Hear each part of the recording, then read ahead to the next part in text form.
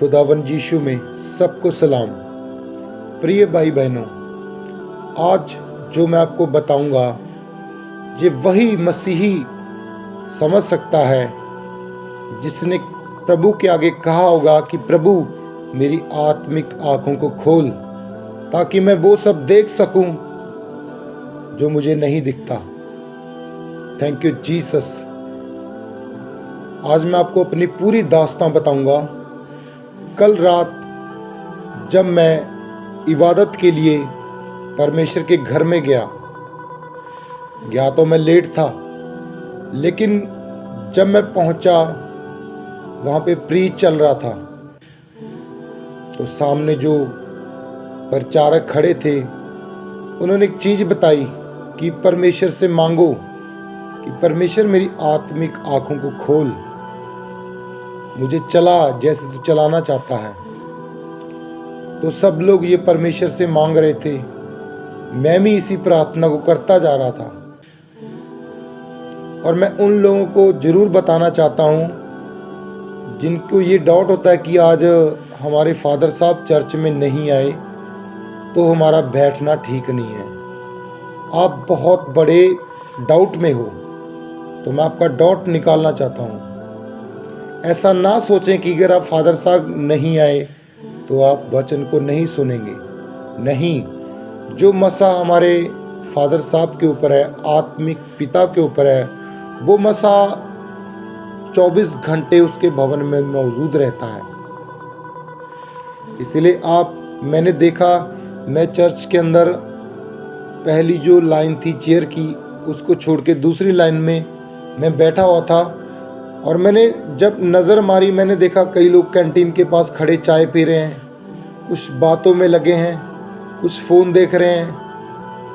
सो भाइयों, ऐसा ना करें, क्योंकि अगर वचन कोई स्किप हो गया, आपने ना सुना, तो आप बहुत बड़े घाटे में जा सकते हो। इसीलिए आप ऐसा ना सोचें कि आज फादर साहब नहीं है, कोई और प्रीच कर रहा है। नहीं, वो कोई और नहीं है, वो भी परमेश्वर का एक प्रचारक है जो सामने खड़ा है, वो जो बता रहा है।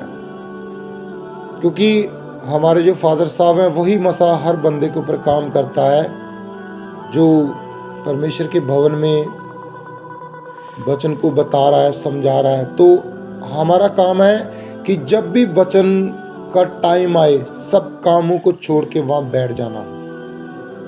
अब आते हैं हम असली मुद्दे पे। अब मैं आपको बताऊंगा कि जब आत्मिक आंखों की खुलने के लिए प्रेयर मांगी गई तो मैं जब घर वापस आने के बाद सो गया तो परमेश्वर ने मुझे क्या दिखाया, एक रास्ता जिसके साइड में एक कच्ची नहर है, एक कच्चा रास्ता है। तो मैं कभी उस पर पाँव से चल रहा हूँ, कभी अपने आप को उड़ता हुआ पा रहा हूँ। तो मैंने एक पेड़ के अंदर एक औरत बैठी देखी जिसकी 3 लड़कियां हैं। एक बड़ी लड़की है जिसका चेहरा नहीं दिख रहा, सिर्फ बाल ही बाल हैं सर पे। और उसकी जब मैं ऐसे उड़ रहा हूँ तो उसकी माँ बोल रही है, बोलती तू उड़ रहा था लेकिन तेरा फेस कैसे था, तू क्या कर रहा था, ये समझ नहीं आया ये क्या था। तो मैं शॉकेट हुआ और उससे पूछा कि मुझे तो ऐसा नहीं लगा। तो उसकी लड़की ने बोला, जो बड़ी थी इसके बाल ढके हुए थे, बोलती ये सब मैं कर रही थी। जैसे उसने ये वर्ड बोला तो मुझे एकदम से याद आया कि जब आत्मिक आंखों के खुलने की बात हो रही थी तो मुझे दिखाई दिया कि ये शैतानी है। तो मैंने तुरंत वहाँ से चलना चाहा।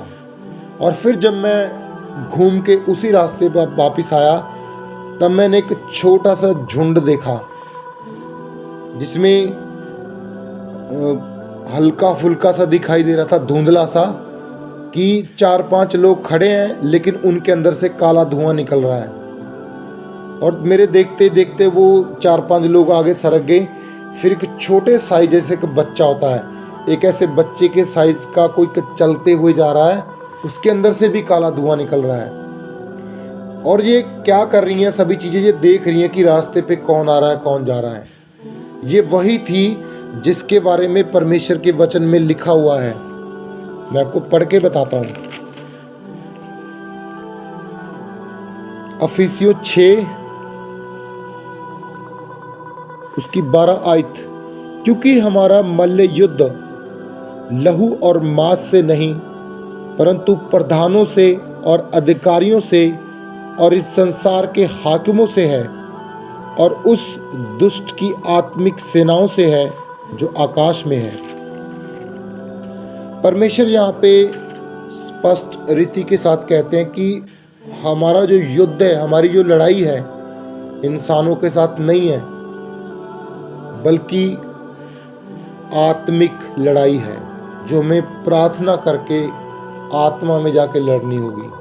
क्योंकि जिससे हमारी फाइट है वो भी एक आत्मा है, शैतान। उसको भी शरीर चाहिए काम करने के लिए।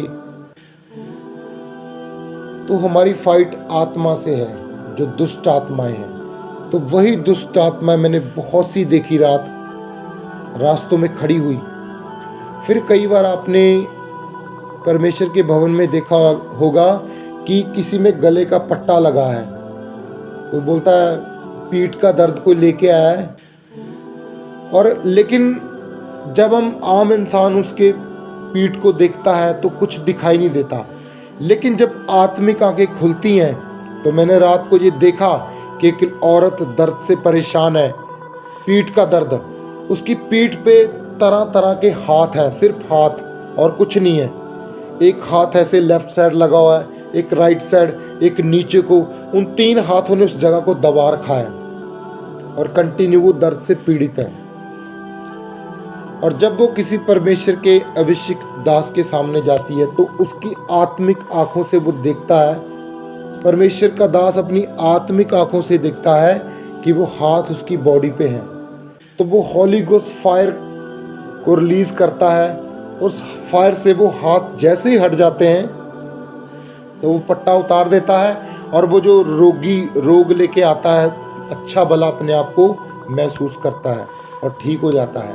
और ये किसको दिखता है? जिसकी आत्मिक आंखें खुली होती हैं। इसीलिए रात को प्रीच चल रहा था कि परमेश्वर से मांगो कि परमेश्वर मेरी आत्मिक आंखें खोल दे। और जब मैं मेरी ये आदत है, मैं कभी भी ऐसा नहीं करता कि अगर फादर साहब नहीं आए तो मैं चर्च पे वचन पे ध्यान नहीं दूंगा। ऐसा नहीं है। हमें वचन पे ध्यान देना होगा, हमें लोगों के ऊपर नहीं, वचन के ऊपर ध्यान देना होगा।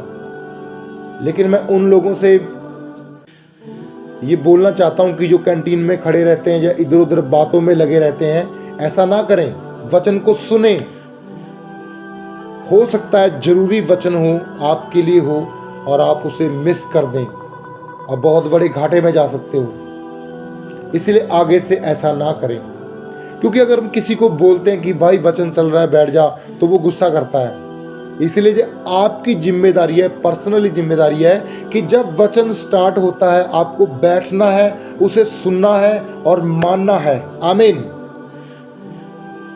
तो आगे मैं बताता हूं। फिर मैंने देखा कि एक दुष्ट आत्मा का बड़ा झुंड और घूम रहा है। वो इसी तांग पे लगा है कि कौन जहां से आ रहा है, कौन जा रहा है, ताकि वो अपना काम कर सके आसानी से। वो पता भी नहीं चलने देती हैं कि हम कैसे इंसान में इंटरव्यू को उससे क्या क्या करवाएंगे। इसीलिए तो जो प्रेयर होती है, लास्ट आमीन होता है। लास्ट आमीन में क्या खास होता है? यही कि परमेश्वर बाइक्स, गाड़ियां, कार, रास्तों को प्रभु के लहू की सुरक्षा हम मांगते हैं। इसलिए मांगते हैं कि रास्तों में दुष्ट आत्मा तैयार खड़ी रहती है, हम कुछ ना कुछ हादसा करवाएं। उससे बचने के लिए लास्ट आमीन प्रेयर में शामिल होना बहुत ही निहायत जरूरी है। और कई लोग क्या करते हैं, पहले उठ के भाग जाते हैं। सो प्रिय भाई बहनों, ऐसा ना करें। ये मेरा फायदा नहीं, ये आपका ही फायदा है। अगर आप लास्ट आमीन, लास्ट प्रेयर कंप्लीट करके जाते हो तो आप पूरी तरह हथियारों के साथ बंधे हो। आत्मिक हथियार, जो परमेश्वर कहता है कि आत्मिक हथियारों को पहन लो। तो जब वो चीज़ें आप लेके चलते, जो दुष्ट आत्मा चाहे कितनी भी खड़ी हो रास्ते में, वो आपका कुछ नुकसान नहीं कर सकती। तो फिर क्या हुआ? फिर मैंने कुछ लोग मरते हुए देखे जो तड़फ रहे थे, अन्य अन्य देवताओं को याद कर रहे थे। जब मरने से पहले को बोलता है ना कि मैं फलाने को याद कर लूँ, ढिकाने को जिसको मैं मानता था, जिसकी धूप बत्ती लगाता था हमेशा, है ना। तो मरने के बाद अक्सर लोगों को ये चीज़ें याद आती हैं। तो मैंने ऐसे लोग भी रात को मरते हुए देखे जब मेरी आत्मिक आंखें खुली। ये सब मैंने क्यों देखा? जब मेरी आत्मिक आंखें खुली तब देखा मैंने ये। उससे पहले मैंने ये कभी नहीं देखा। ये मेरी लाइफ में पहली बार हुआ है, इसलिए मैं इसको इंटरनेट पे डाल रहा हूँ ताकि आप सुन सको। लेकिन मैं ये भी कहता हूँ, इन मेरी बातों पे वही इंसान, वही मसीह विश्वासी भरोसा कर सकता है जिसकी आत्मिक आंखें खुली हों। और जिसकी कभी आत्मिक आंखें खुली नहीं, उसने परमेश्वर से मांगा ही नहीं, शायद उसके लिए ये कहानी हो या कुछ आम सी बातें लगें, ऐसा होगा। लेकिन जिसको पता है वो मानेगा भी, क्योंकि उसने देखा होगा जैसे मैंने देखा रात। मैंने हर तरह की दुष्ट आत्मा देखी, लेकिन जो भी मैंने दुष्ट आत्मा देखी उसके अंदर से ब्लैक धुआं बाहर आ रहा है, बच्चों के साइज जैसी, थोड़ी उससे बड़ी, थोड़ी उससे बड़ी। फिर मैंने एक छोटा सा बाजार देखा, उसमें एक होटल के पास मैं खड़ा हो, उसको मैंने बोला, मैंने कहा यहाँ पे एक पानी मिक्स करके पिलाते हैं, वो कहाँ है? तो बोलता आगे मिलता है। तो होटल का मालिक बोलता है मैं उस पानी को यूज़ नहीं करता, मैं तो आम पानी पीता हूँ। तो मुझे इससे समझ आया कि मुझे भी मिला हुआ पानी नहीं पीना चाहिए। तो मैं भी ये कहता हूँ, आप कहीं भी जाएं, चाहे रिश्तेदारी में जाएं, बिना प्रार्थना किए ना तो खाना ना तो पीना। क्योंकि जैसे एलीशा ऐसे एक देश में गया था जहाँ पे ऐसा पानी था, पानी श्रापित था, उस पानी के पीने से गर्भ गिरता था। तब एलीशा ने कहा कि पानी को गिलास में लाओ और थोड़ा सा नमक लाओ। जब उसने नमक को डाला और कहा यहोवा ये चाहता है कि आज के बाद यहाँ गर्भ ना गिरेगा, तो उसके बाद गर्भ गिरने बंद हो गई। तो दुष्ट आत्माएं हर वो जगह का इस्तेमाल करती हैं जो दुष्ट आत्माओं के लिए बनाई गई है, चाहे वो पानी हो, खाना हो या कोई लालची चीज हो। कुछ ऐसी चीजें भी होती हैं, ऐसे रस्में जिन्हों में बंध जाते हैं जिसमें शैतान काम करता है। कहते हैं ना, परमेश्वर ऐसे लोगों से हमें दूर रख जो शैतान की इच्छा से चलते हैं। ऐसे लोग हैं, वो फीमेल भी हो सकती हैं, मेल भी हो सकते हैं, जो शैतान की इच्छा से चलते हैं, लेकिन दिखने में लगते हैं कि शायद ये भी चर्च जाता है, लेकिन नहीं, वो पूरी तरह परमेश्वर में नहीं होते। तो उनसे भी हमें बचना होगा। कई बार ऐसी लड़कियां, ऐसी औरतें हमें मिल जाती हैं जो हद से ज़्यादा मेकअप से भरी होती हैं, लेकिन जब हम उनसे बात करते हैं, आप एक चीज़ नोट करना, उनके अंदर घमंड पाया जाएगा।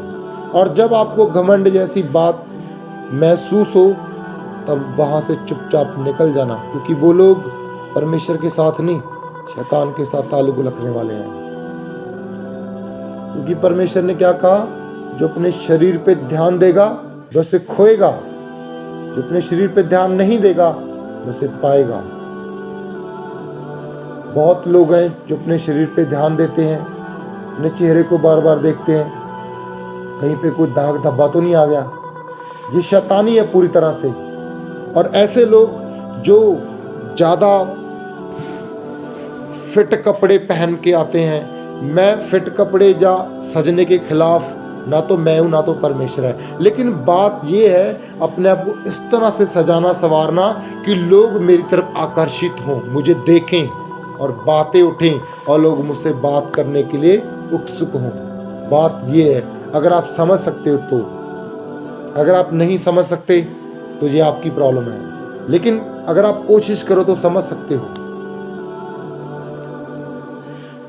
तो इतनी ही बात थी, मैं आपको बता चुका हूँ। सबको जय मसीह, आमीन।